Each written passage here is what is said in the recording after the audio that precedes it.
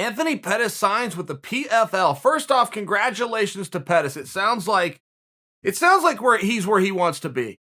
I had an experience. I was coming through high school, 1995, and I wanted to stay in state. 2 schools in state, Oregon State, University of Oregon, wrestling programs. Visited both of them, and one of the big things if you're a recruit and you're in that spot is the money.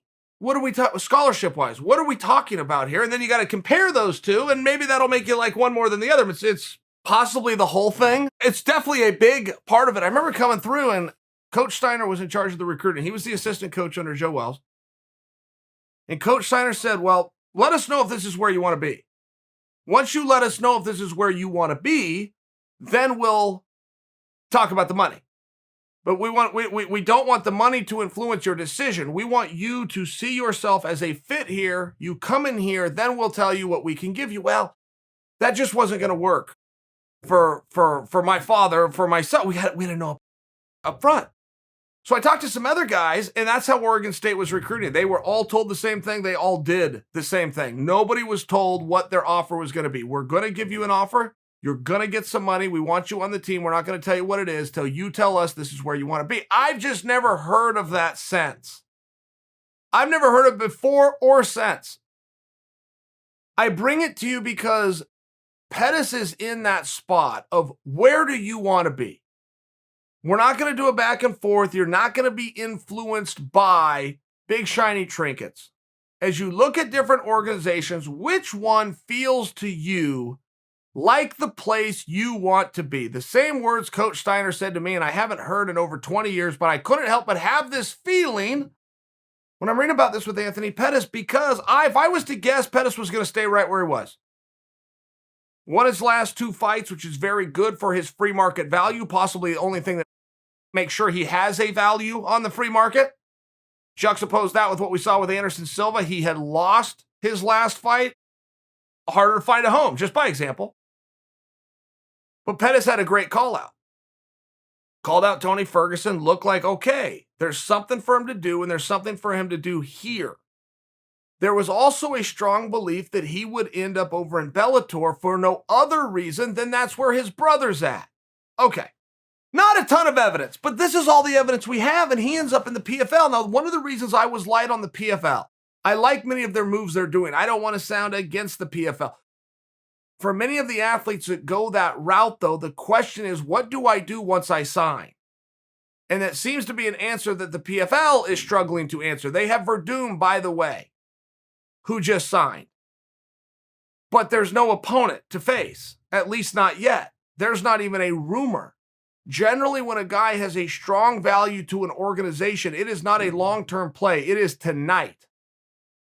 I am going to sign him. I'm going to get my money back tonight. Anything that happens after this, I'm going to cover my spread. Now, I'm designing and explaining a perfect world for you, and this is a very imperfect business.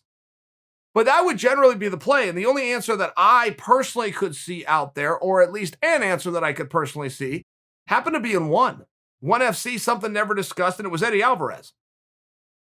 Bring him in right away, get your money back, here's a fight, everyone's going to want to see it, off you go, whatever happens after that, we'll deal with that direction. But it's a lot tougher job for that of a promoter to bring somebody in from scratch. You don't have anybody for them to face. You do not have a big match that anybody is asking for. You're not even dangling a match. I mean, most promoters would dangle. They would slip it to the media, thinking about going in this direction. They would post on the underground forum under a make-believe name. They do all sorts of things to test the appetite of the market and build a little momentum and then go. None of those things are happening for Verdum, for Anthony Pettis.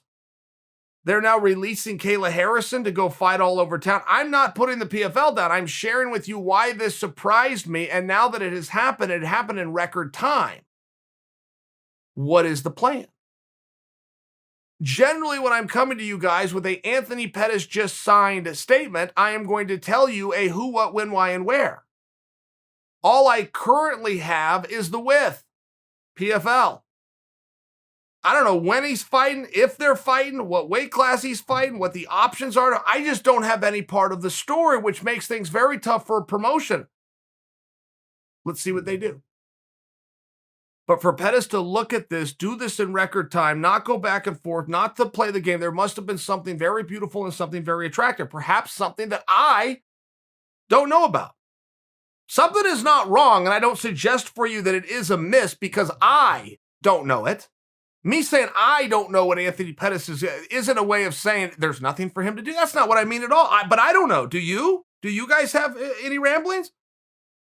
So he walked right in against Lance Palmer. Is that a fight that anybody even wants to see? Is that a fight that Lance has ever called? I mean, just by example, what in the hell is there for him to do over there? I trust there's an answer. I'm asking a question. What is it?